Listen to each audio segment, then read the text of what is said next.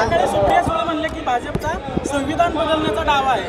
हा एक अतिशय आवडता निवडणुकीच्या काळामध्ये करण्याचा आरोप आहे। संविधान कधी बदलता येत नाही, संविधानामध्ये दुरुस्ती करता येते। ती आतापर्यंत 106 वेळा झाली आणि त्या 106 वेळा दुरुस्त्या ज्या झाल्या त्यातल्या बहुतांश दुरुस्त्या ह्या काँग्रेसच्या काळामध्ये झाल्या। त्यातल्या बरोबर होत्या की चुकीच्या होत्या हा आताचा विषय नाही, पण मोदीजींनी समजा अलीकडच्या काळात 2 दुरुस्त्या केल्या। एक, महिलांना विधानसभा आणि लोकसभा या 33% आरक्षण देणारी सूचना दिली। कारण दुरुस्ती म्हणजे काय, नव्हतं ते आणलं। महिलांना 33% आरक्षण नव्हतं आणलं, आणावं की नाही आणावं। गरिबांना 10% नोकऱ्यांमध्ये आरक्षण आणलं, दुरुस्ती केली। नव्हतं ते आणलं, करावं की न करावी। आणि त्यामुळे 370 कलम रद्द केलं, करावं की न करावं।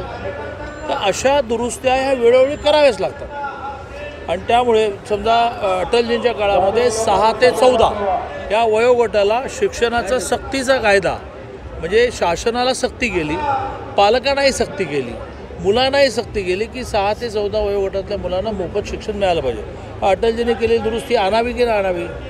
आणि त्यामुळे सातत्याने समाज अजूनही अडाणीच आहे असं मानून काही समाज अडाणी राहिलेला नाही। त्याला हे माहिती आहे की डॉक्टर बाबासाहेब आंबेडकरांच्या घटनेचं जर पावित्र्य राखलं असेल तर मोदीजीने राखलं। 26 नोव्हेंबर 1949ला बाबासाहेबांनी घटना सबमिट केली आणि 26 जानेवारीला ती देशात इम्प्लिमेंट झाली। 26 नोव्हेंबर हा दिवस मोदीजींनी देशभरामध्ये घटना दिन म्हणून साजरा करायला सुरुवात केली, ज्या दिवशी प्रत्येक सरकारी ऑफिसमध्ये घटनेचं पूजन करावं लागतं, घटनेचं एक पान वाचावं लागतं। मग त्यांच्या मनात घटनेबद्दल आदर आहे का अनादर आहे।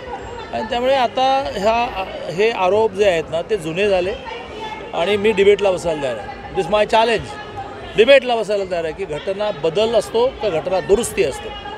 सलमान खानच्या घरापुढे सकाळी गोळीबार झालेला आहे आणि सुप्रिया सुळे म्हणतात की हे तुम्ही घटनेबद्दल विचारता, सरकार जे आहे ते गुन्हेगारांना आशीर्वाद देतोय। घटना घडलेली असेल ती चुकीचीच आहे।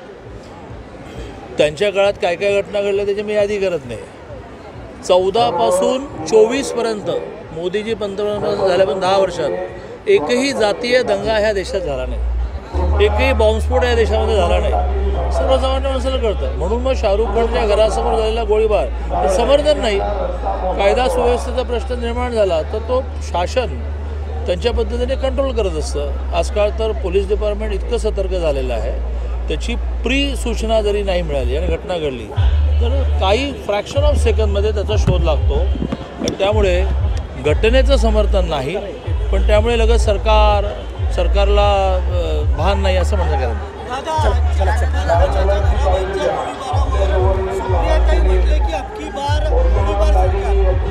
असं आहे, पायाखालची वाळू घसरली की घोषणा कॉइन करणं आणि त्या पॉप्युलर घोषणा कॉइन करणं, पण त्या पॉप्युलर होत आहेत का लोकांच्या। शेवटी मोदीजींचं ह्या लोकसभेतलं शेवटचं भाषण जेव्हा सुरू होतं त्यावेळेला NDAने घोषणा दिली अबकी बार, काँग्रेसवाले म्हणाले 400 बार।